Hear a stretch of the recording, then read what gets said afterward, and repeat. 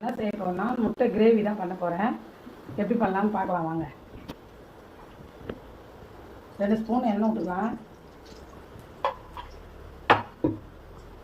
ஒரு அரை ஸ்பூனு சோம்பு போட்டுக்கலாம். இப்போ வெங்காயம் கட் பண்ணி வச்சுருக்கோமா, 2 வெங்காயம் கட் பண்ணி வச்சுருக்கோம், அது போட்டுக்கலாம்.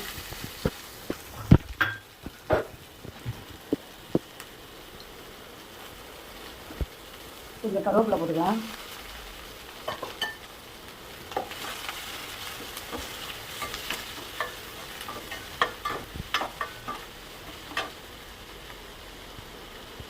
ஒரு ஸ்பூன் உப்பு போட்டுக்கலாமா, வெங்காயம் அப்போ தான் வதங்கும்.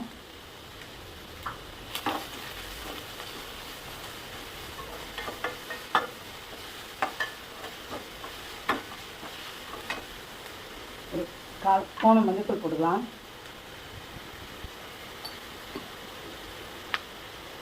கொஞ்ச நாள் நல்லா வதங்கட்டுமா.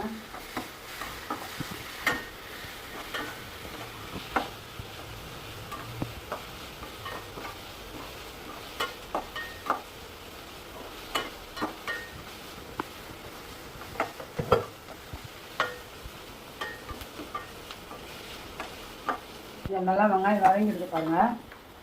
ஒரு 1/4 ஸ்பூன் இஞ்சி பூண்டு பேஸ்ட் போட்டுக்கலாம். இதுக்கு தகுந்த மாதிரி நான் 5 முட்டை எடுத்து வச்சுருக்கேன்.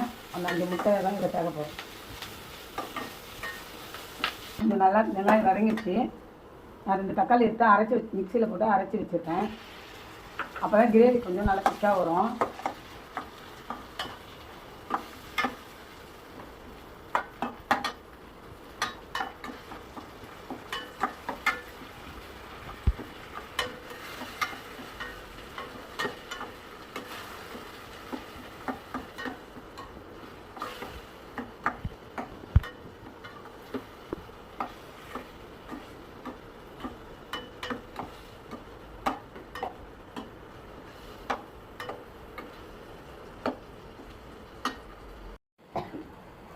இப்போ இதை போட்டுடலாமா, போட்டுட்டு 2 கலர் கலரி விட்டுட்டிங்கன்னா அவ்வளோதாம்மா, முட்டை கிரேவி ரெடி.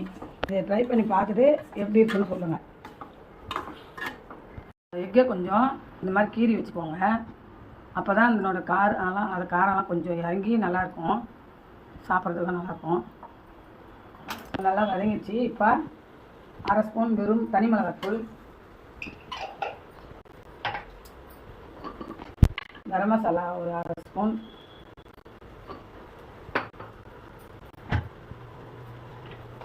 நம்ம வீட்டுத்தூள் கொஞ்சம் ஒரு அரை ஸ்பூன் போட்டால் காரத்துக்கு நல்லா இருக்கும், சாப்பிட்றதுக்கும் நல்லா இருக்கும். அது கொஞ்சம் கிரேவியாக வரும், திக்காக வரும். இது நல்லா திக்கானோடனே அப்புறம் எக்கை போட்டு இறக்கிடணும். கொஞ்சமாக தண்ணி ஊற்றிக்கலாம்.